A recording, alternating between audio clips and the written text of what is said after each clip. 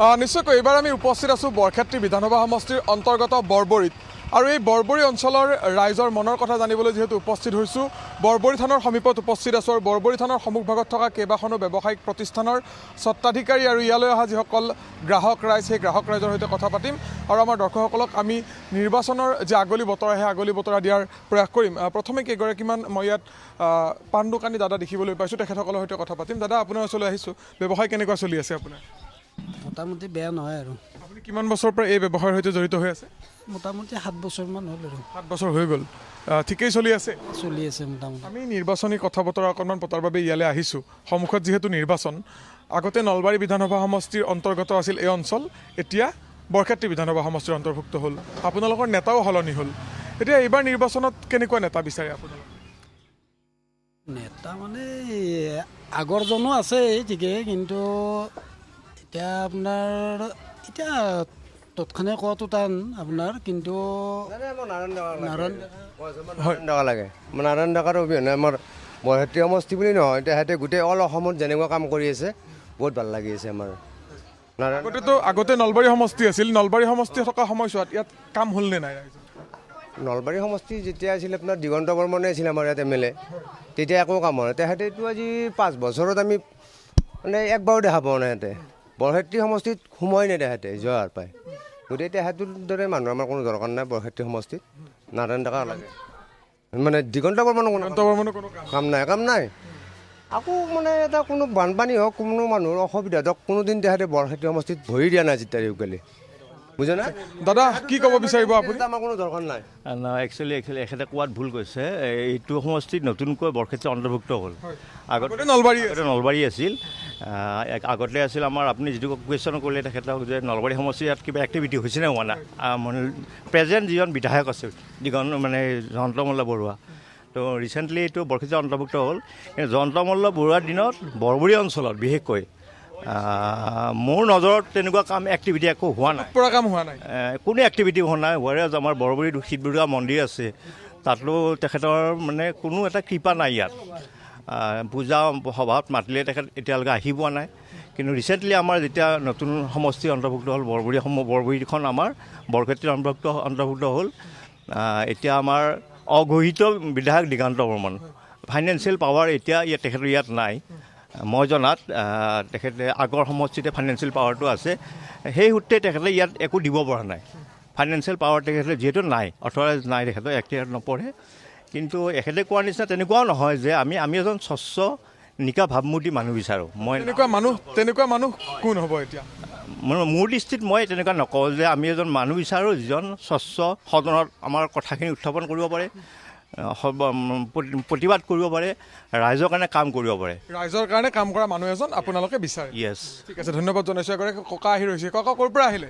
মই ইয়াতে থাকোঁ। আপোনাৰ ইয়াতেই ঘৰ? হয়। আমি অকণমান নিৰ্বাচনী কথা বতৰা পতাৰ বাবে আহিছিলোঁ। গতিকে এই সমষ্টিটোত বিশেষকৈ আপোনালোক যেতিয়া বৰক্ষেত্ৰী সমষ্টিৰ অন্তৰ্ভুক্ত হ'ল, আগতেতো নলবাৰী আছিল, এতিয়া আপোনালোকে এই সমষ্টিটোত কাক বিচাৰে এইবাৰ? আমিতো এতিয়া যিজন কাম কৰিব পাৰে ৰাইজৰ, সেইজন মানুহকে আমাক লাগে। কেনেকুৱা মানুহে কাম কৰিব পাৰে বুলি ভাবিছে? কাৰণ আপোনালোকৰ আগতে আছিল নলবাৰী, নেতা আছিল বেলেগ, এতিয়া হ'ল বৰক্ষেত্ৰী, নেতা হ'ব বেলেগ। গতিকে এতিয়াৰ নেতাগৰাকী কেনেকুৱা হোৱাটো বিচাৰিব?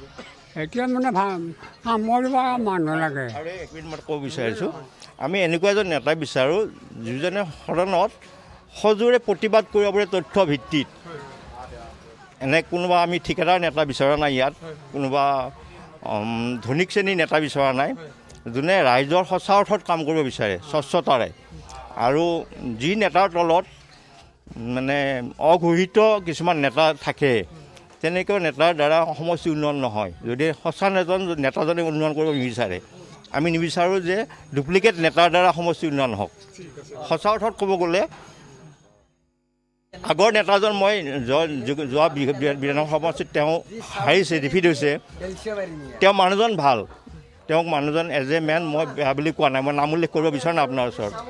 কিন্তু তেওঁৰ ওচৰত যিখিনি মানুহ আছে সেইখিনি ৰাইজে সহজে নলয়, যাৰ কাৰণে এতিয়া ডিফিট হৈছে। গতিকে বৰক্ষেত্ৰী সমষ্টিৰ যেতিয়া প্ৰেজেণ্ট যিজন বিধায়ক আছে, মোৰ দৃষ্টিকোণত তেখেত যথেষ্ট শিক্ষিত মানুহ, ৰাইজৰ লগত আছে তেখেত, আৰু তেখেত আভুৱা প্ৰতিশ্ৰুতি নিদিয়ে।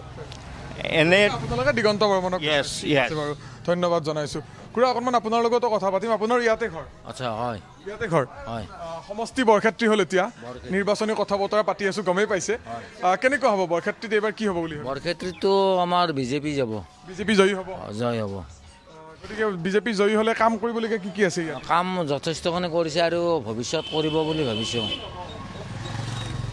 ভৱিষ্যত আৰু কৰিব ভাল উন্নয়ন কাম কৰি আছে সেনেকুৱা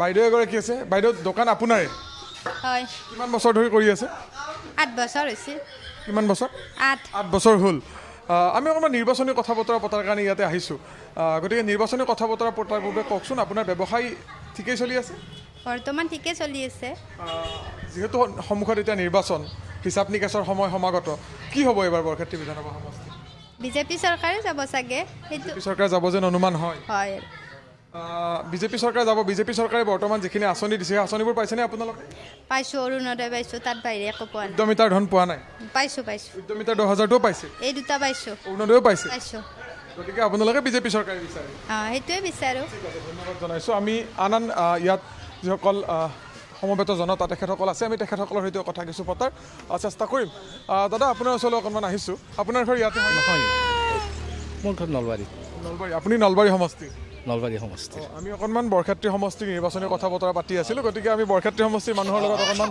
কথা পতাৰ চেষ্টা কৰিম দাদা এগৰাকী আছে দাদা আপোনাৰ কিমান বছৰৰ পৰা এই ব্যৱসায় চলি আছে মোৰ 5 বছৰ হ'ল 5 বছৰ হ'ল ঠিকেই চলি আছে ঠিকে চলি আছে গমেই পাইছে আমি অকণমান নিৰ্বাচনী কথা বতৰা পতাৰ বাবে ইয়ালৈ আহিছোঁ সন্মুখত নিৰ্বাচন আগতে নলবাৰী সমষ্টি আছিল এতিয়া বৰক্ষেত্ৰী হ'ল কেনেকুৱা বৰক্ষেত্ৰীত ৰূপ কেনেকুৱা এইবাৰ ঠিকে মই কিন্তু বৰক্ষেত্ৰী সমষ্টিৰ মানুহ নহয় আচলতে বৰক্ষেত্ৰী সমষ্টি নহয় নলবাৰী সমষ্টি সমষ্টি পৰে তথাপিও যিহেতু বৰক্ষেত্ৰীত ব্যৱসায় ৰাইজৰ মাজত গুণা কথা কেনেকুৱা চলিছে ঠিকেই চলি আছে কাৰ পক্ষে বতাহ বলা দেখিছে নাৰায়ণ ডেকা নাৰায়ণ ডেকাৰ পক্ষে বতাহ বলি আছে ইয়াত ঠিক আছে বাৰু তেখেত নলবাৰী সমষ্টিৰ ভোটাৰ কিন্তু বৰক্ষেত্ৰী সমষ্টিত নাৰায়ণ ডেকাৰ সপক্ষে বতাহ বলা বুলি মন্তব্য কৰিছে আমি ইয়াত বাইদেউ কেইগৰাকীমান আছে বাইদেউ আপোনালোকৰ ঘৰ ইয়াতেনে ইয়াতে নহয় মই নলবাৰীৰ পৰা আহিছোঁ আপোনালোক নলবাৰী এতিয়া ইয়াত আপোনালোক ব্যৱসায় সংক্ৰান্ত কামত আহিছে নাই এনেই আৰু বাৰু আজি সেই আৰম্ভ কৰিছে দেখি মাতিছিলে